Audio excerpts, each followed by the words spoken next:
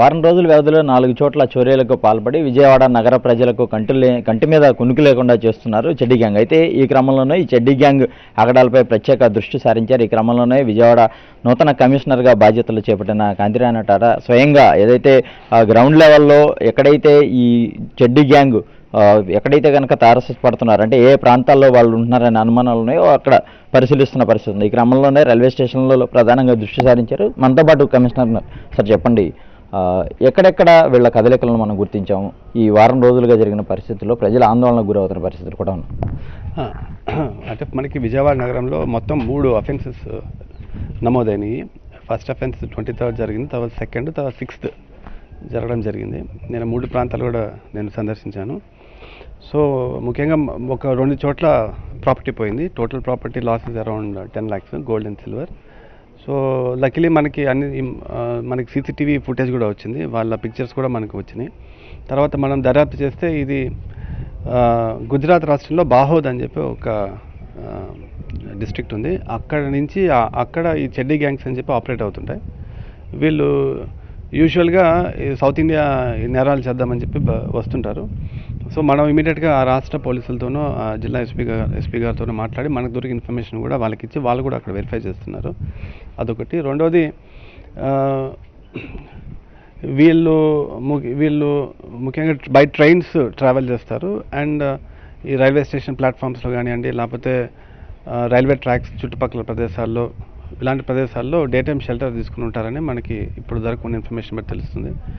అందుకని చెప్పి మనం ఈరోజు మన విజయవాడ నగరంలో మొత్తం ఒక 14 వరకు చిన్న పెద్ద రైల్వే స్టేషన్స్ ఉన్నాయి. మేము రైల్వే పోలీసులతోనూ, తర్వాత ఆర్పీఎఫ్ రైల్వే ప్రొటెక్షన్ ఫోర్స్తోనూ కోఆర్డినేట్ చేసుకొని ఆల్ రైల్వే స్టేషన్స్ ఈరోజు మేము చెకింగ్ చేస్తున్నాము. మన దగ్గర ఆల్రెడీ కొన్ని ఫోటోగ్రాఫ్స్ అవి ఉన్నాయి. ఆ ఫోటోగ్రాఫ్ సహాయంతో ఈ లైన్మెన్ కానివ్వండి, లేకపోతే స్టేషన్ మాస్టరు ఇలాంటి వాళ్ళతో మనం టైప్ చేసుకొని ఈ సస్పెక్ట్స్ ఫొటోస్ ఏమైనా ఐడెంటిఫై చేస్తారని మనం ట్రై చేస్తున్నాం. సరే, అంటే వీళ్ళ మోటివ్ అంటే ఏమి సార్? అంటే ప్రధానంగా చోరీలేనా, లేదంటే ఏదైనా దాడులు కూడా చేస్తున్న పరిస్థితులు ఉన్నాయి?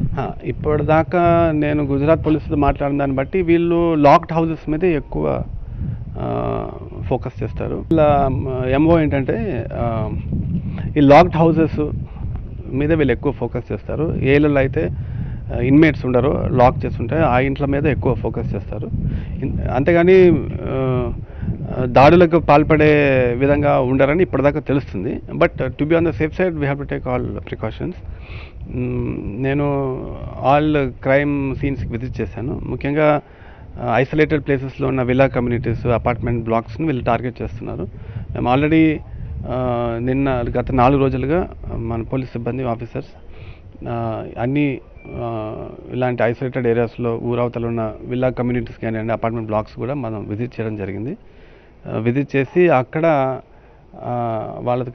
వాళ్ళందరితో మీటింగ్ పెట్టి తీసుకోవాల్సిన జాగ్రత్తలు, అంటే సీసీటీవీ కెమెరాస్ లేకపోతే పెట్టించుకోవడము, పని చేయకపోతే అది పనిచేసే విధంగా చర్యలు తీసుకోవడము, అంతేకాకుండా సెక్యూరిటీ గార్డ్స్ పెట్టుకోవడము, తర్వాత ఏమైనా ఇన్ఫర్మేషన్ ఉంటే డయల్ 100కి ఫోన్ చేసేటట్టు చెప్పడం జరిగింది. ఈ సందర్భంగా అంటే ఆల్రెడీ మనకు గత 12 daysలో 3 places అఫెన్స్ అయినాయి.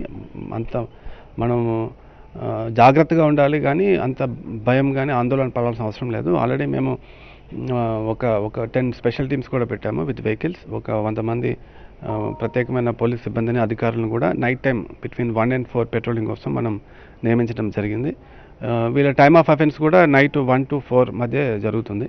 సో ఆ టైంలో ఎక్కువ అలర్ట్గా ఉండే విధంగా చర్యలు తీసుకుంటున్నాము. మన క్రైమ్ టీమ్స్ కానీ, స్పెషల్ పార్టీస్, టాస్క్ ఫోర్స్ కూడా along with regular law and order police కూడా ఇదే పనిలో నిమగ్నమే ఉన్నాం. దాని కూడా చెడ్డీ గ్యాంగ్ను పట్టుకునేందుకు అన్ని రకాలుగా ప్రయత్నం చేస్తున్నాం. 10 బృందాలను ఇప్పటికే రంగంలోకి దించాము. ప్రజలు మాత్రం అప్రమత్తంగా ఉండాలి, కానీ భయాందోళనలకు గురి కావద్దని సిపి చెప్తున్న పరిస్థితి ఉంది. కెమెరా పర్సన్ సినుతో అశోక్, సాక్షి టీవీ, విజయవాడ నుంచి.